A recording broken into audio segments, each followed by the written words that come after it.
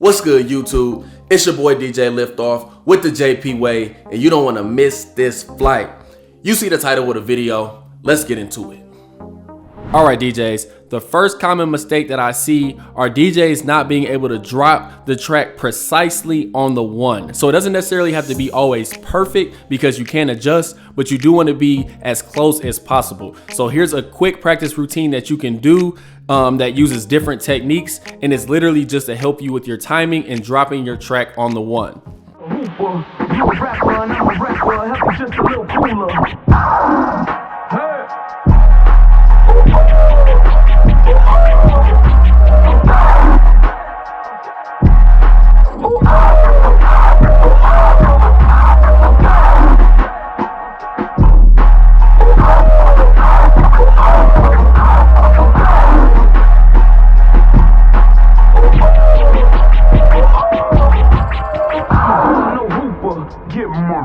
All right, so with that practice routine, all you want to do is pull up an instrumental or a song that you like, pull up the Serato scratch sentence, or really anything that you like to use to practice scratching with, and then you're just going to do each technique that you know how to do. So the baby scratch, chirp scratch, transformer, and crab were examples that I just showed, and all I did was practice scratching them in pretty much on one bar, so 4 beats, and then practicing just dropping them on that one. Moving on to common mistake number 2. What I see sometimes are DJs not actually starting the scratch pattern on the right count or at the right time. So if we're thinking about leading up to a 1, sometimes we start the scratch pattern literally one entire bar before the 1. Sometimes it could be on the 3rd beat on the and. There's always going to be different timings for the particular scratch pattern that you've learned. Now, if you're freestyling, of course, then it's just completely improvising, and then you're going to drop whenever you like. So this is more so for when you're actually practicing a particular scratch pattern. So right here, I'm going to show you a few different scratch patterns and show you how you can practice starting those scratch patterns at the right time. So the first one, we're just going to have this.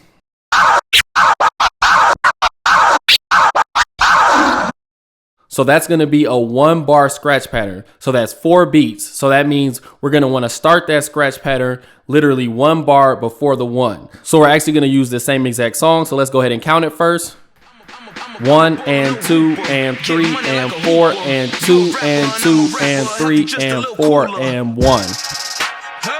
So we're just going to pretend that we're on the last 2 bars before the 1. Okay. So for that first one, like I just showed you, we're going to have a 1 bar scratch pattern. So we're going to start 1 bar before the 1. So this is what it's going to look like when we're practicing. I'm a baller, no hooper. Get money like a hooper. You a rapper and I'm a rapper. Healthy, just a little cooler. Let's say we're going to actually start on the 2nd beat, but we're still starting on that last bar. So the 2nd beat of the last bar. So this would sound like this. I'm a baller, no hooper. Get money like a hooper. You a rapper and I'm a rapper. Healthy, just a little cooler. So as you can see there, that time that scratch pattern actually started on the 2. So now a little bit more advanced. Let's go to the 3rd beat on an and that's going to sound just like this for the scratch pattern. 4 and 2 and 3 and 4 and 1. Okay, so let's go ahead and practice that as well. I'm a baller, no hooper. Get money like a hooper. You a rapper and I'm a rapper. Healthy, just a little cooler. So there we have 4 and 2 and 3 do drop right on that 1. So you can definitely practice that with all different kinds of timing. So you can start on the 1, the 2, the 3, the 4, the 1 and the 3 and the 4 and literally anywhere that you want to start. Just practice as much as you can on different beats. Also, you can start on 16th notes as well, which is our 1E and a 2E and a 3E. So on those E's, 1E and a 2E. You can even start on the E's as well. So definitely be free and practice that so you can definitely understand when to actually start your scratch patterns if you're going to be doing pre-made scratch patterns. Common mistakes number 3 and 4 are mostly going to be related to the chirp scratch. Now, even I struggle with this and I have to practice this sometimes. So I would definitely say this is a common mistake, which is going to be with your chirp scratch, which looks just like this. A common mistake that I sometimes make and I see other DJs make is when you're cutting the track and then you're opening, Sometimes this crossfader comes too far back to this side, and then you end up cutting the song that's playing on this side. So an example of that would be like this.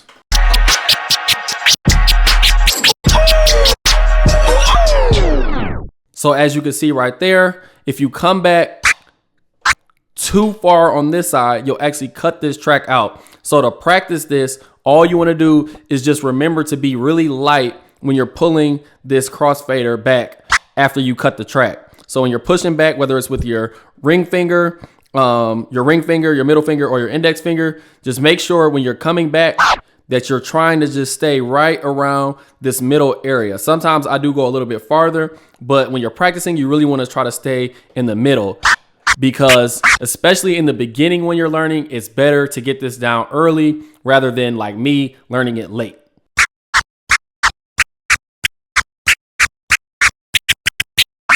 Common mistake number 4 is also, like I said, related to the chirp scratch. And this is going to be cutting the sound too early when you're actually doing your chirp scratch. So when you do a chirp scratch, you want to actually push the platter forward far enough into the sound to where you can actually cut it after you hear the sound.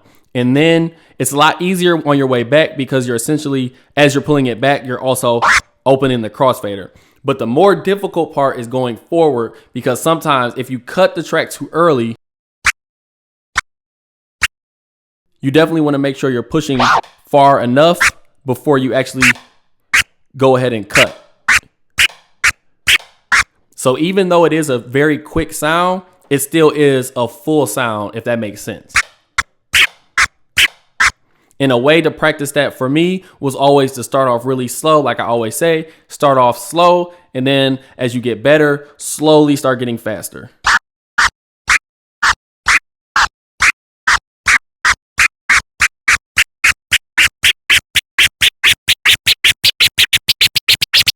Moving on to common mistake number 5. This is going to be holding your crossfader a little too tightly. So essentially, as a DJ, no matter what crossfader you're using, obviously some have tension controls, some are a little bit more tense than others. So if you definitely do have a way to lighten up the crossfader, I would suggest making it more lighter than heavier, although I do know some DJs that prefer it to be heavier, so that is a personal preference. But either way, you don't want to be holding your crossfader too heavily, especially like with your thumb. So if you're doing a transformer scratch, which is going to look like this with your middle finger or your index finger, you don't want to be holding so hard with your thumb that you're like barely coming off the edge of the crossfader where it ends at. So you definitely want to keep this thumb pretty light, so it should just be a fluid motion of bouncing back and forth.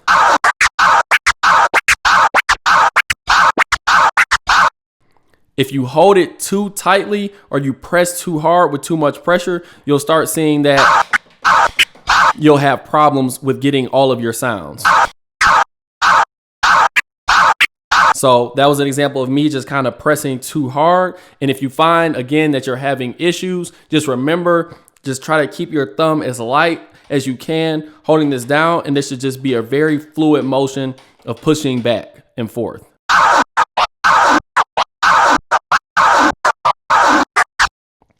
Also, with this transformer scratch, make sure that when you're pushing, you're not pushing all the way far over. Like I said, with the chirp scratch, even with the transformer scratch, you can practice that same thing where you just practice pushing it just to about the middle and then coming back, because you can also have that same problem where you push it too far over. Now, the last common mistake that I see is more so a question, and it relates to, can I use this particular scratch pattern on a different sound than the sound that you're using in the actual tutorial video? So for example, what I mean is, if I'm doing a particular scratch pattern that sounds like this, if that's how it starts, if I have that long tail at the beginning,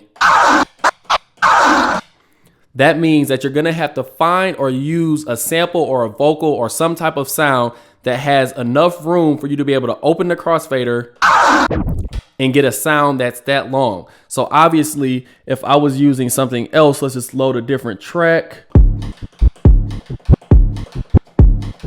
So that's an example of a kick actually working. But if you actually had just like a very, very short kick, let me try to find a very short kick. You can see that you don't really have that much room to make the same exact scratch pattern that I did when I went da, da, da, da. You can't really do that with this. I mean, you maybe can if you do like a drag first where you push very slowly, like. But that's essentially not the scratch pattern that I probably would have showed you. So in this case, you would want to find something and scratch with something that has a little bit longer of a sample, such like this, in order to do it. So definitely be conscious of the sounds that you're using and make sure if you need a longer sample, then just find something in the song that's a longer sample. Sometimes you can use shorter kicks like this depending on the scratch pattern, but of course it all depends. Give me that tempo. Told Pooh he a fool with the shit. Told her don't let her friends know. In the bill and I move like a dime. Fettuccine at Vincenzo's.